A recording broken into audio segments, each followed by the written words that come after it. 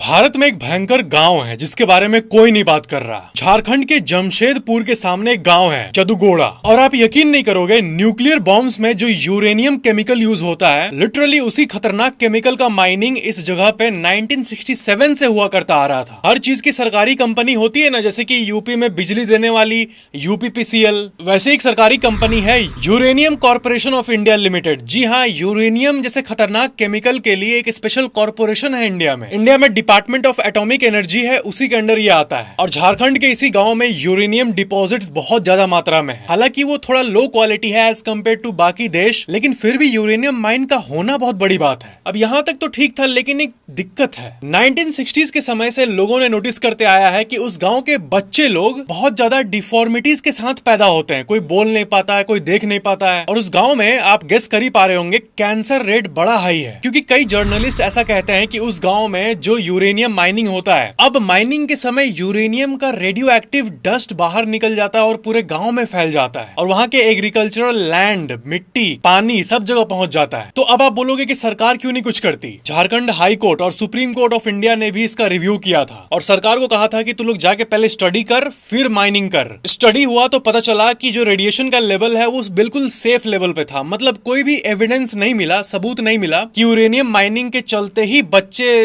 लंगड़ा पैदा हो रहे हैं। लेकिन आज भी ये गांव विवादों में है। आज भी यूरेनियम माइनिंग उस जगह पे होती है। 2014 में फॉरेस्ट क्लियरेंस इशू के चलते बंद हुआ था, 2018 में फिर रिज्यूम हो गया। तो इससे हमें एक अजीब सी बात पता चलती है कि भले ही रेडिएशन डेंजरस लेवल पे ना हो, लेकिन थोड़ा सा भी ये जो यूरेनियम माइनिंग वगैरह का रेडिएशन होता है, इससे कहीं ना कहीं असर पड़ ही रहा है। और इसलिए वहां के गांव में जो एजुकेटेड लोग हैं वो कहते हैं कि माइनिंग बंद होना चाहिए। लाइक सब्सक्राइब जरूर करना।